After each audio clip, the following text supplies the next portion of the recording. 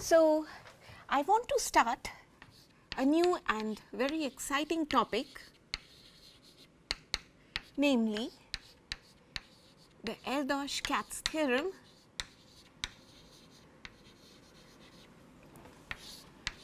This is a central limit type of a theorem for types of additive functions, but we will be focusing on our favorite function in this course, namely omega of n, which is the number of distinct prime divisors of n.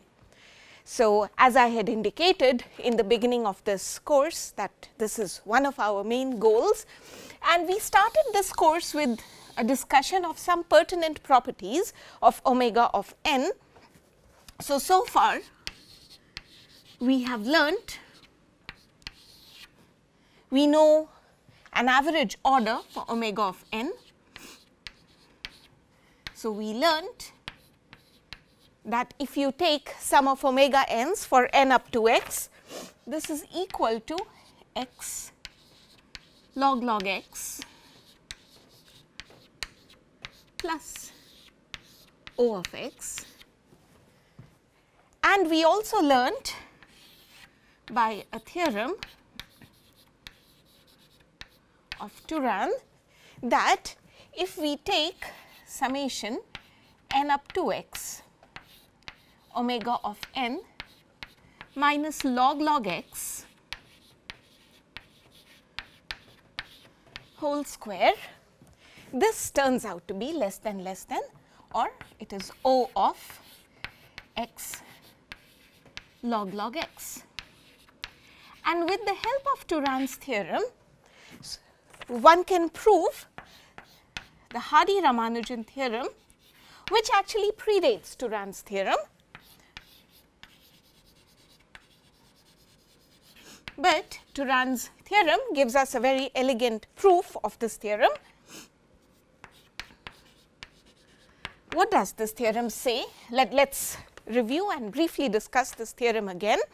So, this theorem says that for any you have, so let us take some capital N, okay, let us take any natural number which is bigger than or equal to 3.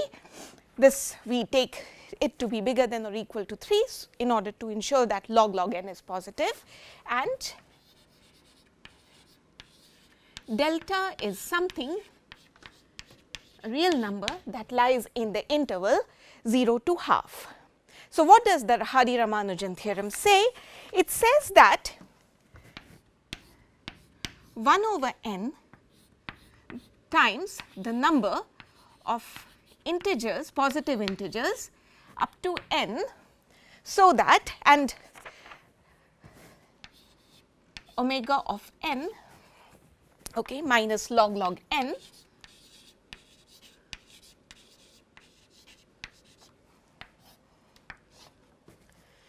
the absolute value of the difference is greater than log n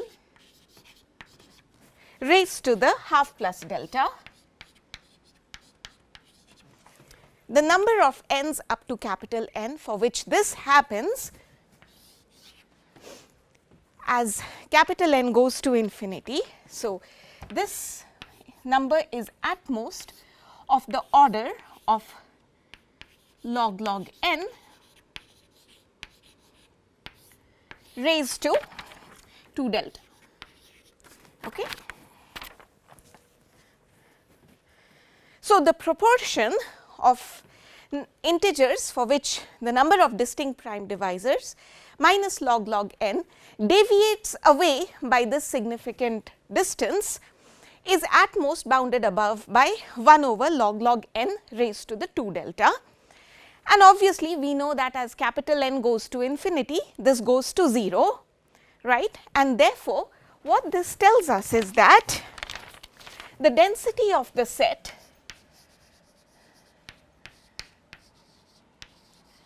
or rather in the language in which we learned the natural density of the set,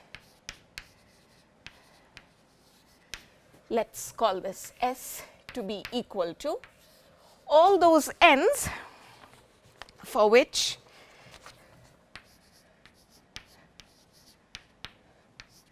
omega of n minus log n is greater than log n raised to the half plus delta is 0.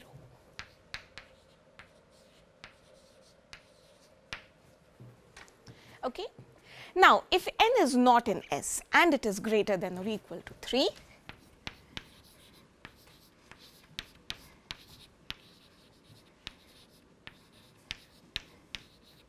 then what do you have? We have that omega of n is equal to log n plus O of log n raised to the half plus delta, and this is of course significantly smaller than log n. So, what this is just log n, okay, 1 plus 1 over log n, okay. By taking log n common, what you have is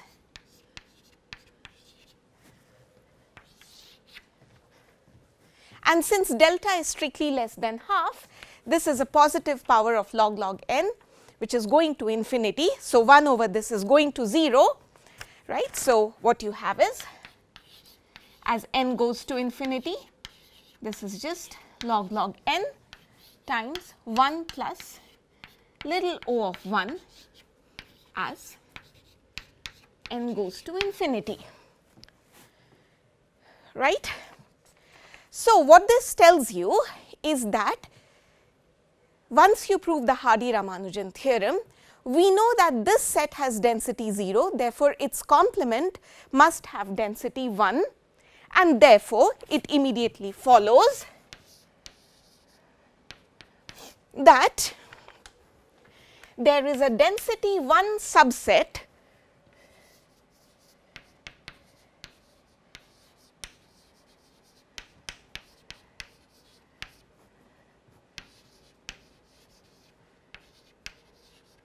of natural numbers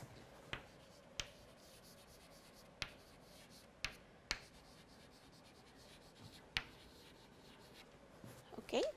Let us call this subset, let us call this capital A of natural numbers such that for any n in A, what do you have? You get, or a better way of saying this is, you see, since its density 1, it has to be infinite, it can't be a finite subset. So, what we have is basically subsequence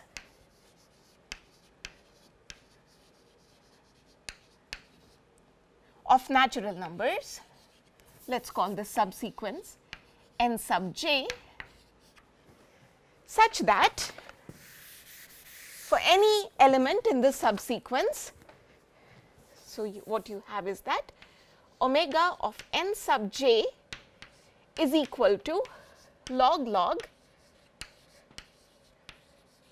n sub j times 1 plus little o of 1 as j goes to infinity. Okay? And therefore, this also tells us, what Hardy-Ramanujan theorem tells us is that log n is the normal order of omega of n, okay, because you can basically make it, you can find a density 1 subsequence of natural numbers for which omega of n sub j and log n j are very close to each other. And so, this is how this idea proceeds. Now, a very brief review of the proof of Hardy-Ramanujan theorem. It is an idea worth reviewing, because it will also give us a motivation for the Erdos-Kac theorem. So, let us prove this. So, we have to show that density of S is 0. Okay.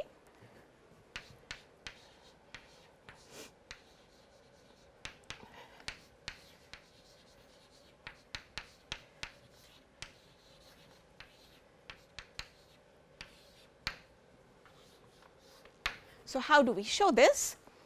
Let us take all possible n less than or equal to capital N. Let us count all those elements in S which are less than or equal to capital N, and we have to show that this is equal to little o of n. So, what we do is we partition this set into two parts, those numbers which are less than or equal to root n, and those numbers which are between root n and n.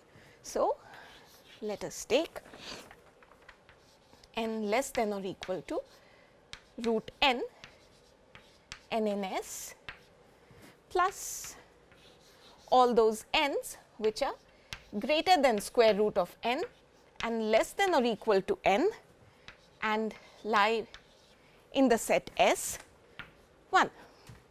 Okay. Now, at most the cardinality of this set is root n, right. So, what we have is this is equal to, so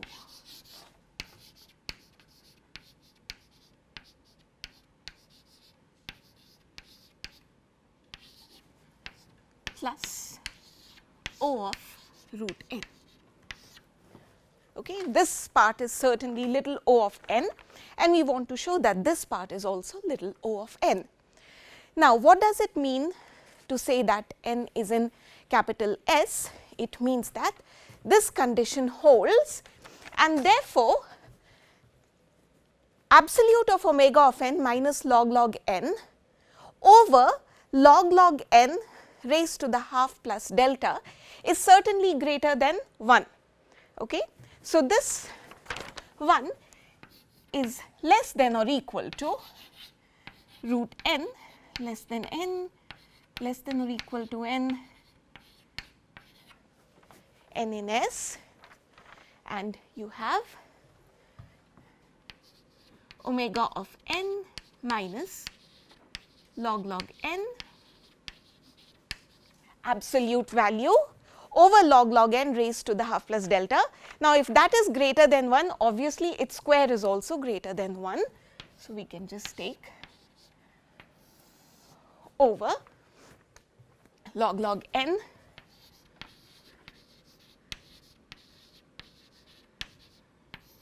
raised to the 1 plus 2 delta plus O of root n. Okay. Now, at this point we must exploit the fact that n does not go below square root of n. How does that help us? So, what we have is that, okay, so note that if n is less than root n is less than n and this is less than or equal to capital N, what that means is that log of root n is less than log n, which is less than or equal to log n. And if you further take logs, what you end up getting is that log n is less than or equal to log capital N, which is further less than this is greater than log of log root n. Now, log of root n is just log of n over 2. So, this is just log n minus log 2. So, what this is telling you is that there is actually very little difference between log little n and log capital N if your n lies in this interval here. It is just of the form log log little n is of the form log log capital N plus O of 1, and therefore, at least since this inequality essentially goes both ways, we can bring this out of the sum and make it, there is a less than now, 1 over log log capital N raised to the 1 plus 2 delta, and then you have all those sums, all those n's which are less than root n less than or equal to n. Okay. Now, since now we have less than or equal to, we can ignore this condition that n is in S. We can take all possible n's lying between root n and capital N, and then what you have now is omega n minus log log n, write this as log log capital N plus O of 1 whole square plus O of root n. Okay. Now, Turan's inequality is giving you an estimate for omega of sums of omega of n minus log log capital N whole square, but we also have to take into account this O of 1, and this actually will not make a very big difference to the sum. So, with some elementary simplifications, what you end up getting is that you have 1 over log log n raised to the 1 plus 2 delta, okay, times you will end up getting, this whole thing can be shown to be less than n times log log n. So, basically Turan's inequality can be extended to this term plus O of 1. I leave that bit as an exercise, and then you have of course root n.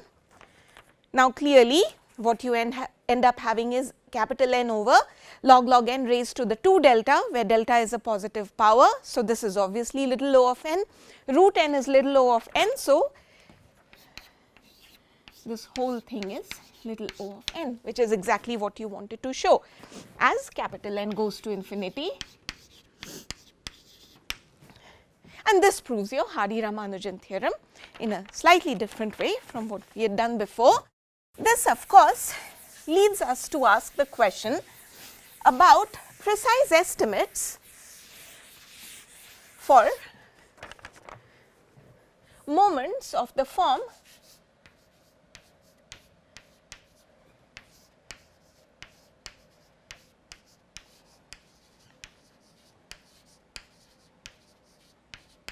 x whole square is, so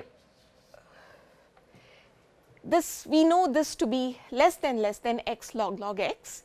The question is, can we make this more precise, and can we actually do this for any positive power, positive integer k? What is this?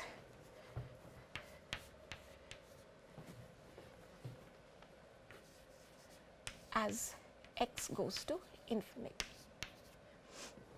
Okay, this is the term that we want to study, motivated by the Hardy-Ramanujan theorem.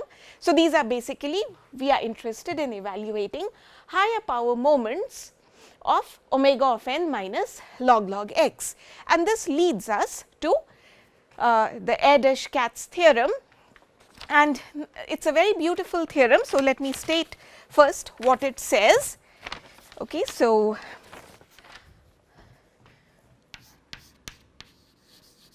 I want to start by quoting a theorem of Halberstam in 1955, which states the following, which tells us about what these higher power moments are. So, what does it say? So, for each k greater than or equal to 1, as x goes to infinity, what happens is that this, the kth moment of omega of n minus log x raised to the k turns out to be equal to, firstly, a term which is precisely a power, a constant times the kth power of log x raised plus, so log x raised to the k plus an error term which is of a much smaller order than this. So, plus little o of log x raised to the k, where your m sub k are known precisely and they turn out to match exactly the moments of the normal distribution or the Gaussian distribution. So, where m sub k is equal to, these turn out to be, if k is an even power, what you have is 2l factorial over 2 raised to the l times l factorial, and if k is odd, then you just have 0. Okay. So, the moments of these omega of n, kth moments of omega of n minus log x seem to be converging to the kth power moments of the Gaussian distribution as x goes to infinity. And therefore, from Halberstam's theorem, it follows immediately that these quantities suitably normalized follow a central limit type of theorem, which is basically the theorem of Erdos-Kac, and I am going to state that. Just one other observation. So, these moments are exactly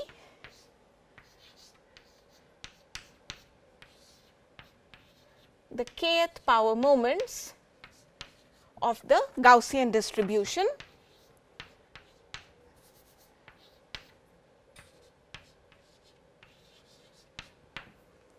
Okay. So, once we show this, what we end up getting is that these numbers omega of n minus log x raised to the k normalized by some suitable powers of log x follow a limiting law, and the limiting law is actually given by the Gaussian distribution. So, this is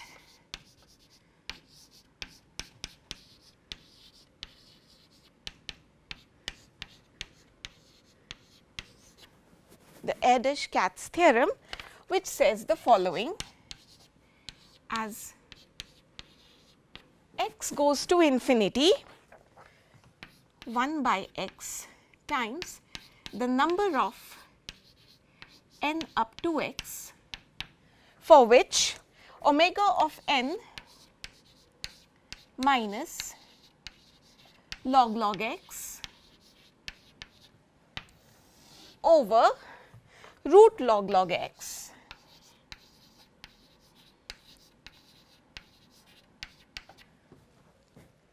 is less than or equal to some real number a.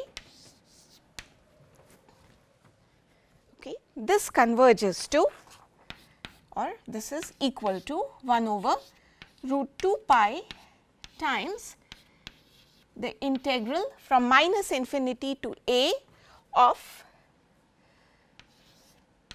the Gaussian function, okay, plus little o of 1. So, as x goes to infinity, okay, the limiting law of these quantities here match the Gaussian distribution function. So, it is our goal in the next few classes to study and prove this theorem. Now, this theorem has many proofs. This is a very, very well studied theorem in probabilistic number theory, and there are many different approaches the approach that we want to use is due to Granville and Soundarajan, where they use some sieving ideas from what are called sieve methods in number theory. So, this is a good opportunity to learn a little bit about such methods. So, but let us first set this up in a probabilistic sense. Okay. So,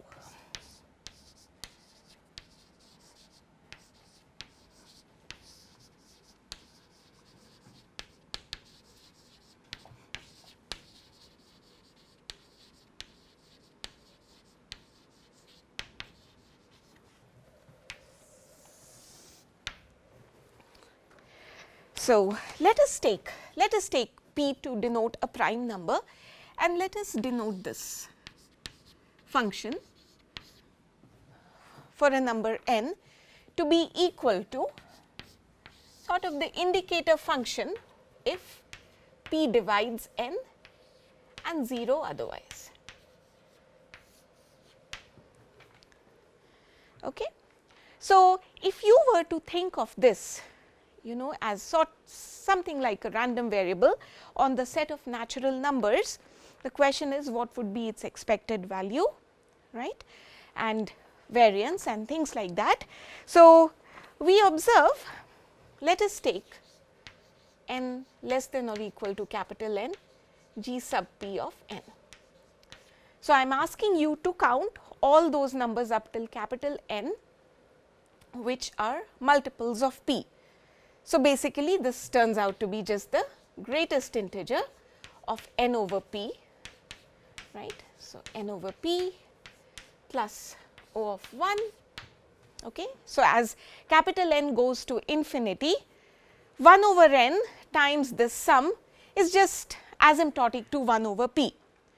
One other important, so basically roughly speaking what this is saying is that the probability that a fixed prime P divides a natural number is asymptotically 1 over P. Another observation, which is also a heuristic observation, okay, is that if P and Q are two different primes, then the events that P divides n and Q divides n are independent mutually. You would expect them to be mutually independent of each other as n goes to infinity. So, basically these can be thought of, if you want to set them up in a probabilistic sense, they can be thought of as mutually independent random variables, but they are actually not, right. We've seen how we've seen the difficulties because of which we have to actually talk about densities rather than probabilities. So, what we do is we duplicate this in an abstract probabilistic model. So, what we do is we consider the following.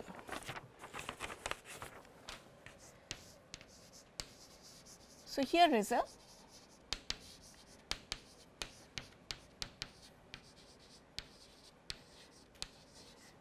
let us consider an abstract probability space and a probability measure which sort of impersonates this G sub P of n. Okay. So, what we have is, so define a random variable x sub P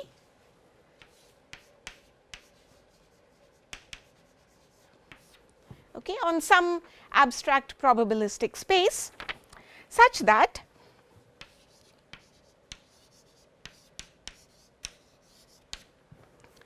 x sub P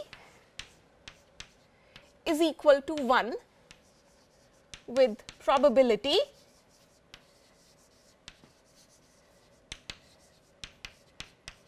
one over P, okay, and 0.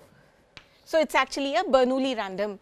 Each x sub P is a Bernoulli random variable, which is 1 with probability 1 over P and 0 with probability 1 minus 1 over P. Okay. And let us say these are also all mutually independent Bernoulli random variables. From this we immediately deduce that the expected value of x sub p, what does this turn out to be equal to? It is 1 times 1 over p plus 0 times 1 minus 1 over p. So, this is just 1 over p. Then the variance, okay. So, which we denote as sigma p square. So, this is the expected value of x sub p minus 1 by p whole square. What does this turn out to be? A simple calculation shows us that this is equal to the expected value of x sub p square plus 1 over p square minus 2 over p times expected value of x sub p. Now, x sub p square is exactly equal to x sub p. Therefore, expected value of x p square is exactly equal to the expected value of x p, which is just 1 over p, and then you have plus 1 over p square minus 2 over p into 1 over p. So, this is okay, which is 1 over p into 1 minus 1 over p. And here we make an observation that suppose I were to sum up these variances for primes up to y, I would have, what would I have? I would have summation of 1 by p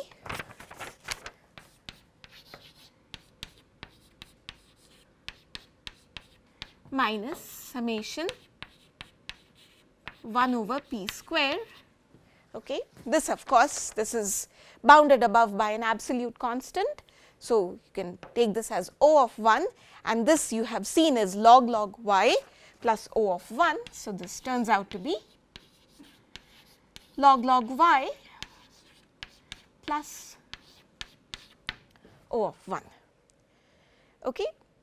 So, the quantities that we are looking at for the Erdos-Kac theorem are very similar to quantities that will come from sums of the random variables x sub p, which are exactly the quantities that a central limit type of theorem looks at. So, what does a central limit theorem tell you for these in this probabilistic setting? So, there are several central limit theorems. We quote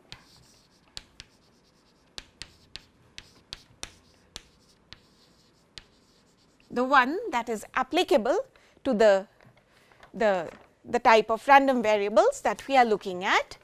So, this is due to Lindbergh and Feller.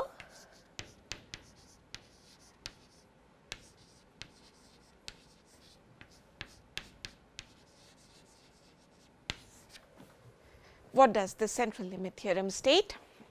It states the following: for any real number a, probability that the sum over all the primes up to say some y of x p minus 1 over p, okay.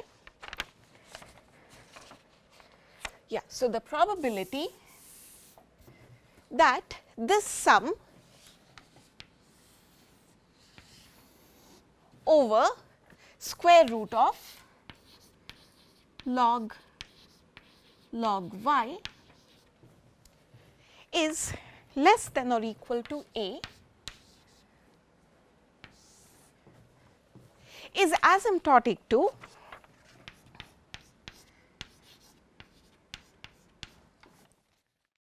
the integral of the Gaussian function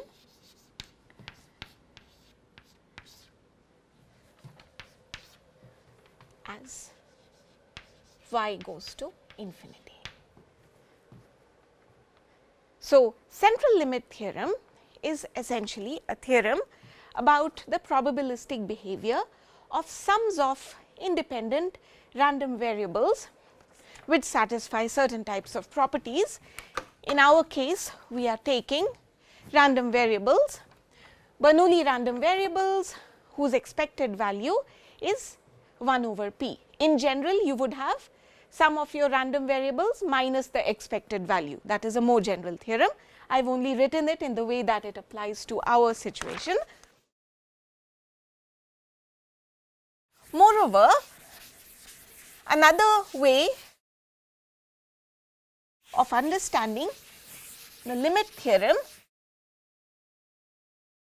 is by recalling from probability that the Gaussian distribution is determined by its moments. This is not necessarily true of all distributions, but for Gaussian distribution it is true. So, you can state this limit theorem in the form of moments of these variables that you are taking. So, you have expected value of, so the other part is the expected value of summation p less than or equal to y x sub p minus 1 over p, which is your expected value. So, if I take these, okay, and if I take its kth power and ask you what is the expected value of this kth of the random variable, that is the kth power of this sum, this turns out to be equal to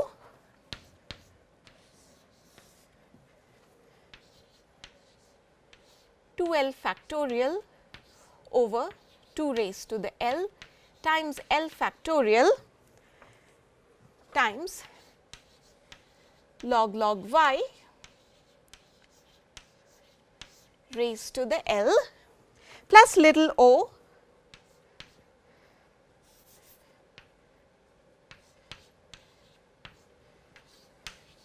of log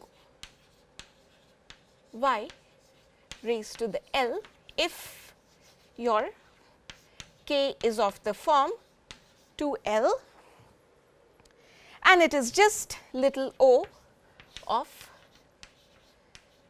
log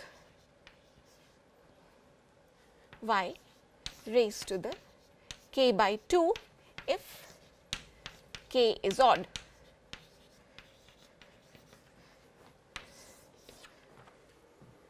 Okay, this happens as y goes to infinity. All right. So, central limit theorem tells us this, but what we have to actually prove a central limit theorem for is not this abstract random variable x sub p, but the function g sub p of n, g sub p, which is close in probabilistic behavior to x sub p, but is not exactly equal to x sub p. Okay. So, how do we do that? What we do is we prove a theorem which helps us to estimate normalized moments of g sub p in terms of the moments of these abstract random variables. So, we prove the following. We will prove, this will take us some time.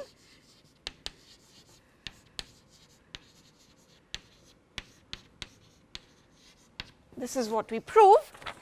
If we take 1 by x times summation n less than or equal to x of summation p less than or equal to y of g sub p of n minus 1 by p, okay, raised to the k. This will turn out to be equal to the expected value here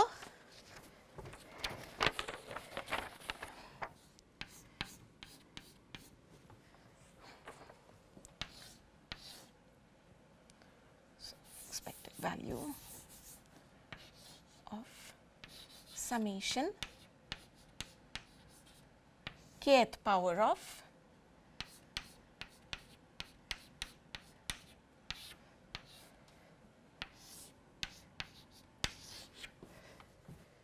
plus an error term which can be made negligible as x and y go to infinity. So, plus O of y raised to the k over x times log y raised to the k. Okay. And once we prove that, then we can adapt the moments that you derived for this, okay, to the moments for this function that you are looking at. So, this is essentially where all the work is going to happen, and we will build to it step by step. Let us start by proving an elementary lemma in this direction. So, first of all, what I do is, let me denote, instead of writing g p of n minus 1 by p, let me denote f sub p of n is equal to g sub p of n minus 1 over p, okay, which is of course 1 minus 1 by p when p divides n, and it is just minus 1 over p when p does not divide n. Okay. From the definition of g sub p of n, what we are going to prove is the following.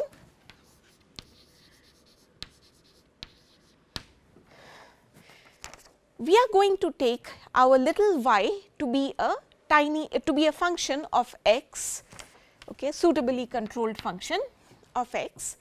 So, this is what we do. Looks like a little looks a bit weird, but I will explain why we are parameterizing it in this way. So, let me first take y to be equal to x raised to the some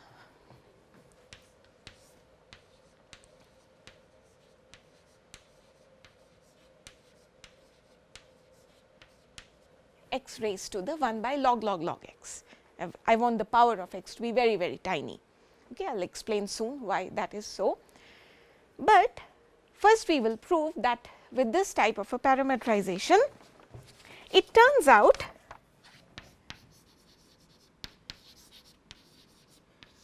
that for any n up to x, omega of n minus log x, I am not even summing this over something, I am just taking any n which is bounded above by x and considering the sum, the expression omega of n minus log x. This turns out to be equal to summation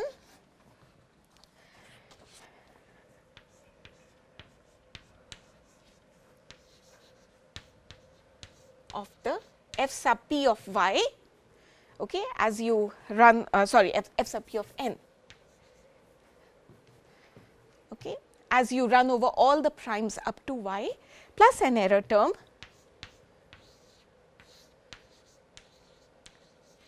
log.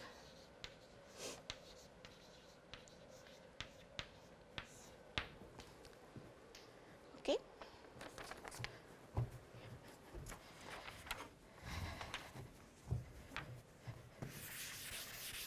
So, remember for Erdos-Kac's theorem, we have to evaluate moments of these functions, kth power moments. So, first I am writing this as a sum of these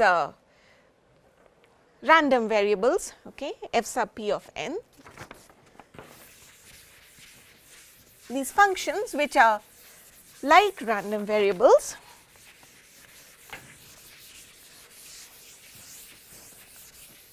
Let us prove this.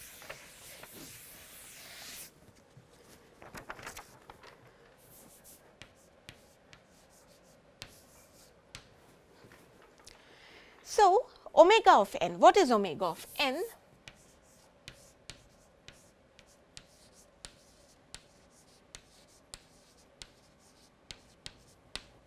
It is just the sum of all the primes that divide n, okay, minus, you also learned that summation of reciprocals of primes up to x is asymptotic to log x. In fact, you learnt that 1 over p, you can just write log x as summation 1 over p for primes up to x plus O of 1. Okay. Now, what I do is separate this sum into two parts, all the primes up to y and all the primes greater than y. Okay. So, write this as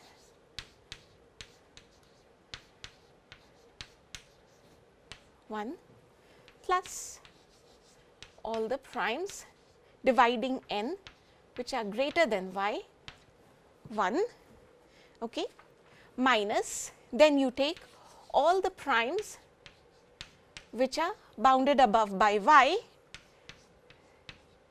then you take all the primes that lie between y and x,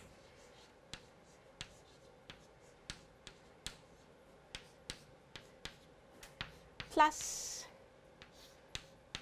O of 1. All right. Now, note, if I take this, what I essentially have is,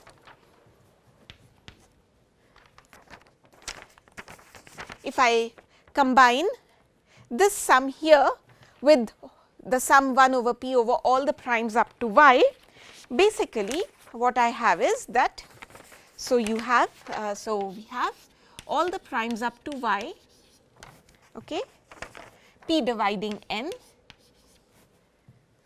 you have 1 minus 1 over p. Okay, I am further partitioning this sum into two parts, those primes which divide n and those which do not. So, plus, first I will just write this here, p greater than y 1, okay, minus 1 over p, p less than or equal to y, p does not divide n, okay,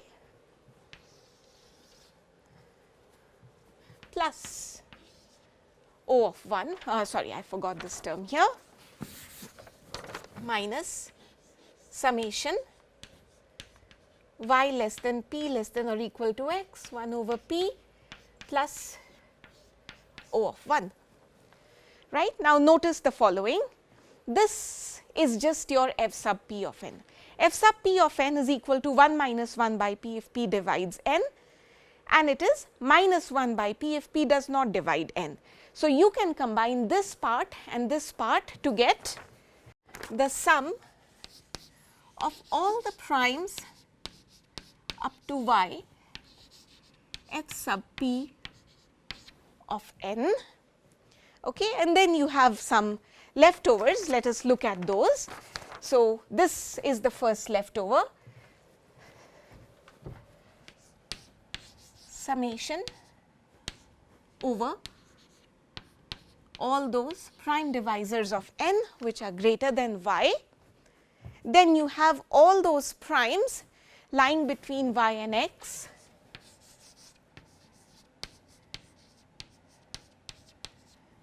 one over p, okay, plus of course O of 1. Okay. Now, to estimate this part, observe the following.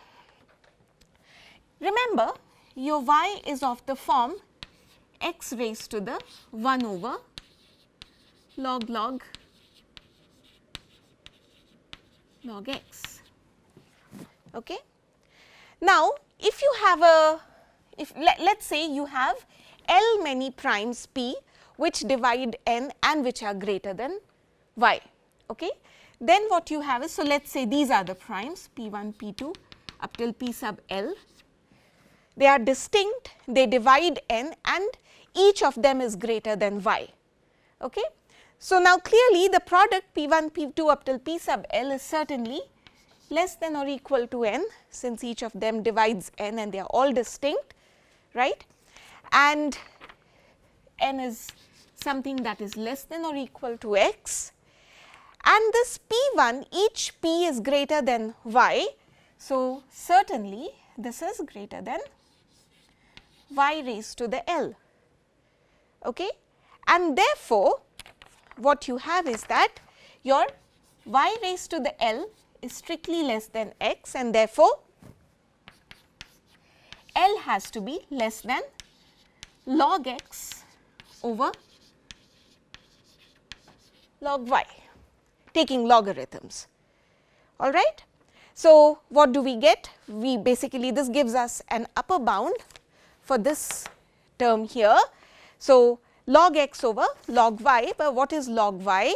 Log y is just 1 by log x times log x, okay. So, you end up getting, this is just equal to, this term here is just lots of, we are drowning in logs today.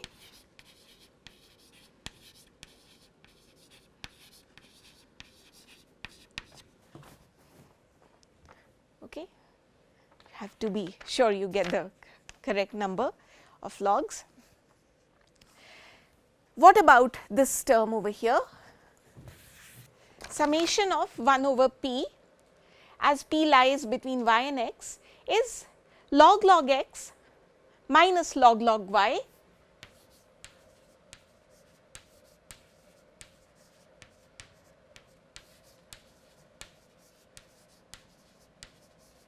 plus O of 1, right. But what is y? Y is again x raised to the 1 over log x. So, log y accordingly you have to write down, and so it turns out that log x minus log y will turn out to be, oh by the way, sorry, I think I made a mistake here, put the logs in the wrong order. So, what you have is, so log x over log y, which will turn out to be of course less than or equal to log x, okay, times log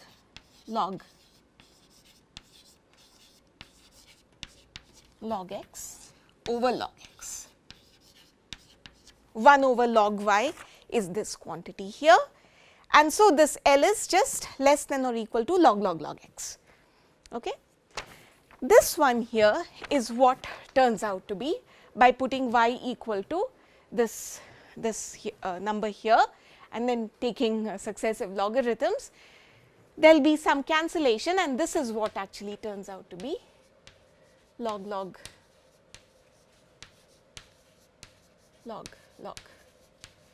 x plus O of 1, okay. Clearly this is bigger than O of 1, so it is O of log x, but then O of log x is certainly smaller than O of log x, okay. So, combining all of these, what we end up getting is that this term is just summation p less than or equal to y of f sub p of n, okay, plus O of log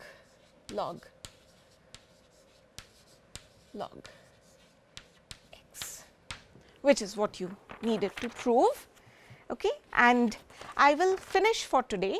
In the next class, I will start explaining the sieve ideas behind proving Erdos-Kac theorem and the significance of making these types of choices for y. You are summing up a certain number of random variables, okay. Y denotes how many random variables you are summing up. So, how do you make this choice? We will discuss this in detail next time. So, I stop for today.